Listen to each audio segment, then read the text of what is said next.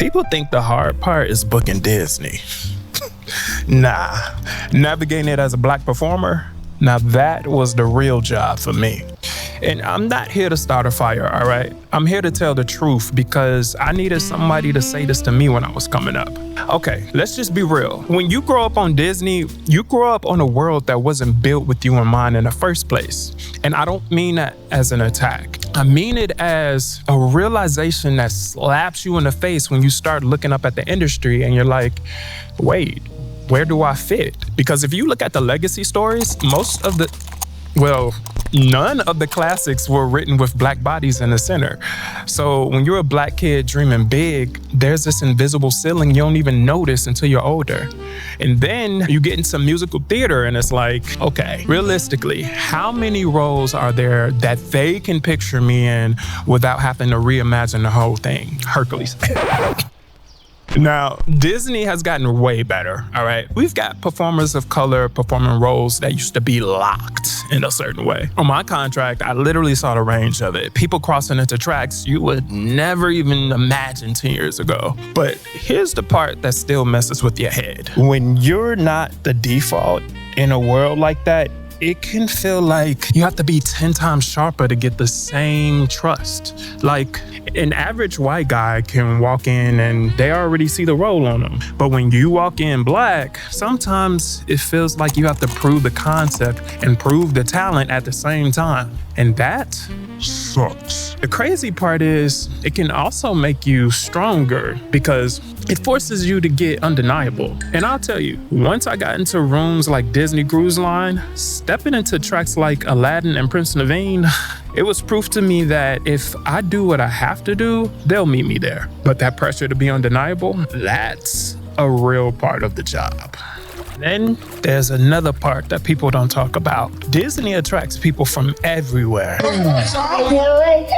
Different countries, different backgrounds, and a lot of them have never had to learn the nuances of race. So I can't even count how many times I had to deal with ignorant comments, people casually saying things that they shouldn't say, repeating slurs because it's in a rap song, or acting like context doesn't matter. And what's exhausting is I didn't come here to be a spokesperson for Black people.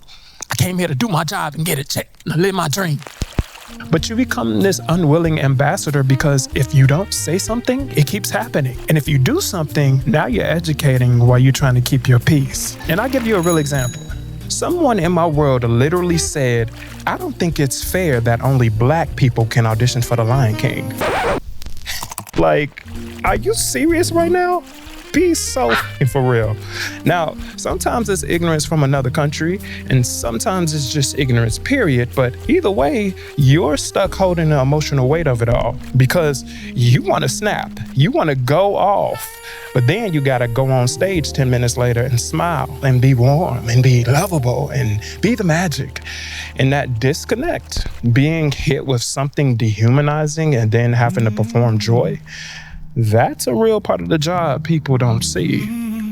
And here's where I want to be careful because this isn't me saying Disney is wrong for having a style. They have a brand, they have a sound, and they have consistency. But what I had to learn was adapting to the assignment does not mean abandoning myself. Because after that Aladdin moment, I could have spiraled. I could have beat myself up trying to become a carbon copy of something I'm clearly not.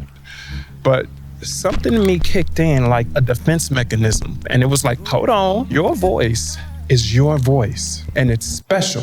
Now, I can get the isms, I can channel the spirit, and I can learn the shape of the character, but it would be detrimental to me to try to become a parrot. Aladdin has to come through my vessel. And that's the part I don't think people say enough, especially to Black performers, because I'm still a 6'4" Black man. My tone is still textured and my upbringing is still gospel and R&B, and there's only so much that I can do. So the question became, how do I honor the assignment without letting it convince me that my natural gift has no value? And I had to remind myself, like, I've literally been in shows night after night where the audience lost their minds because of what I was naturally blessed with. So if one room is telling me, be cleaner, be different, be less you, that doesn't suddenly mean I'm not gifted. It might just mean they're judging a fish on its ability to climb a tree. And once I reframed it like that, the job got lighter because now I'm not asking for permission to exist. I'm just learning a style and keeping my soul all the while. So if you're coming up and you're dreaming of Disney, I'm not here to scare you, okay?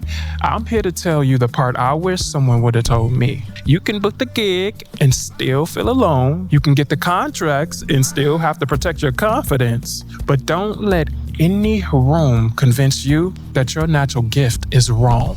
It's never wrong. Sometimes it's just an assignment, and you can learn the assignment without disappearing. Much love. And remember, ain't no way to it but through it.